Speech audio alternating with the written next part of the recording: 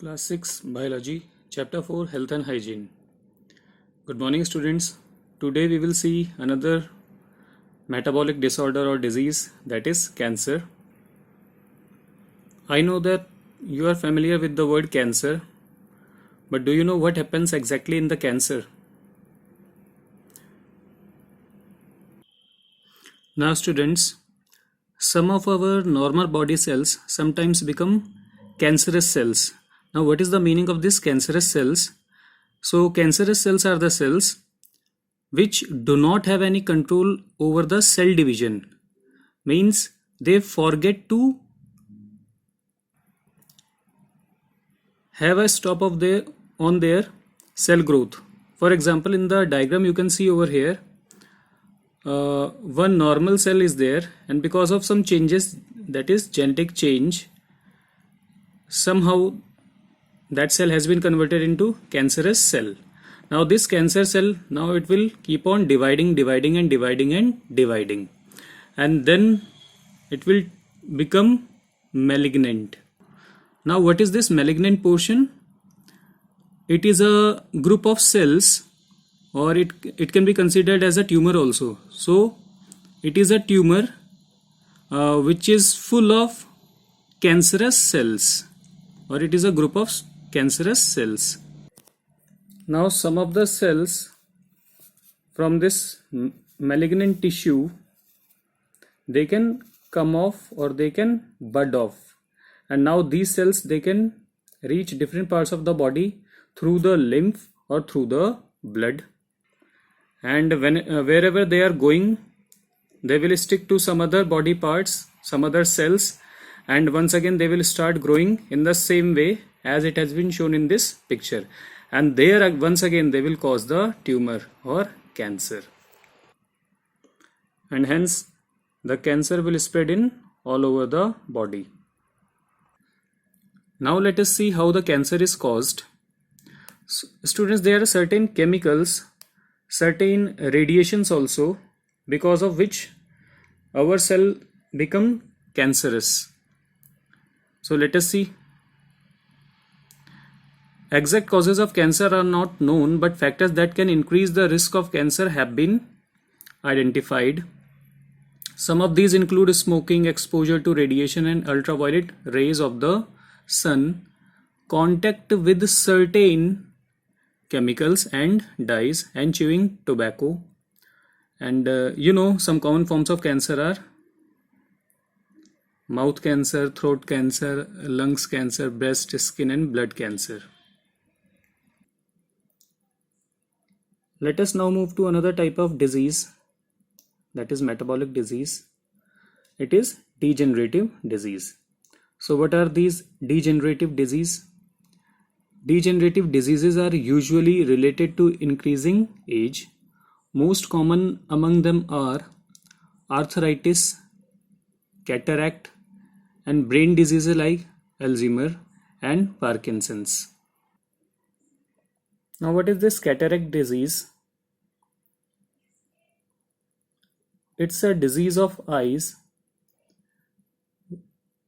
Because of the old age, there is a accumulation of a fluid or protein inside the eyes, and the person cannot see the things properly, and this disorder is called the cataract. Now what is this Alzheimer disease? It is a disease of the nervous system where some of the brain cells, they start degenerating or they start to die, and because of this, what will happen then? Of course there will be memory loss.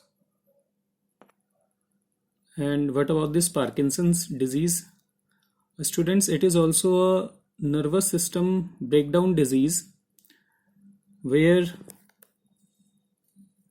our body parts, they show a sort of shakiness or tremors. Now let us move to arthritis. Students, arthritis, it is a complication related to our bones and joints. It is of two types, osteoarthritis and rheumatoid arthritis. In osteoarthritis, what is it? It is a degenerative disease caused because of the wear and tear of joints when they are overused. So as we are growing up, our body parts, our joints, they are being used more and more, and there will be wear and tear because of the age. It occurs due to aging, injury, or even heredity. It usually happens after middle age. And what happens here? Knees, hips, feet, and spine are the most common parts affected by it. You know that old age people, they are having problem in their spine generally, because most of the time it is used. Their feet also. Then we have rheumatoid arthritis also. And what happens here? It causes pain, stiffness, and swelling of the joints of hands, wrists, elbows, shoulders, knees, ankles, feet, jaws, and neck. And what are the causes of rheumatoid arthritis?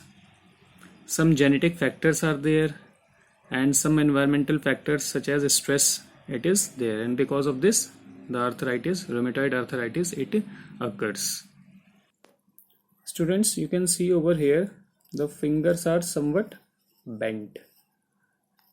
Okay, the fingers are somewhat bent.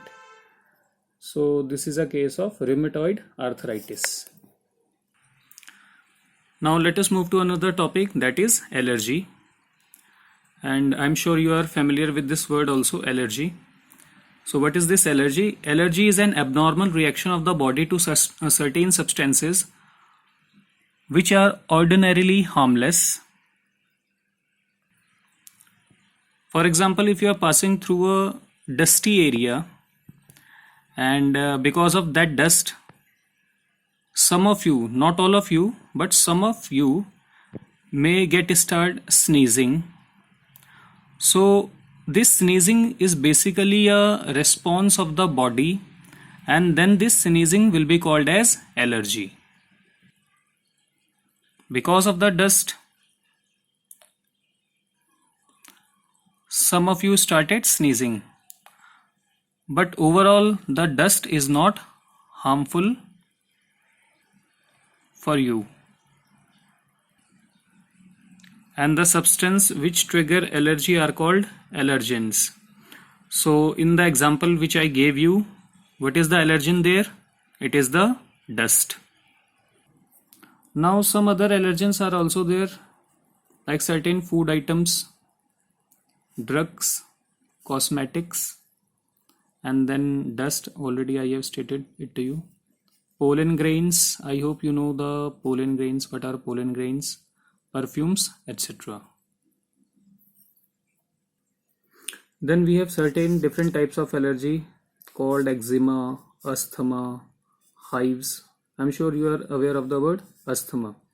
So what happens in eczema? Eczema is an inflammation of the skin chiefly characterized by redness, itching, and outbreak of lesions. So it is a type of allergy occurring to our skin. Then we have asthma.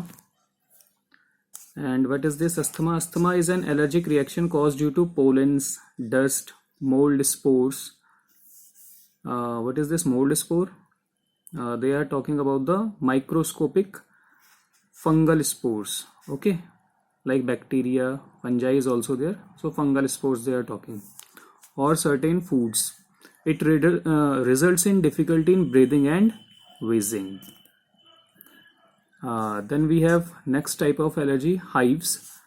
Scientifically known as urticaria, is an allergic reaction to a drug or food. It is a skin condition characterized by the formation of itchy red or white raised patches, as you can see in this diagram.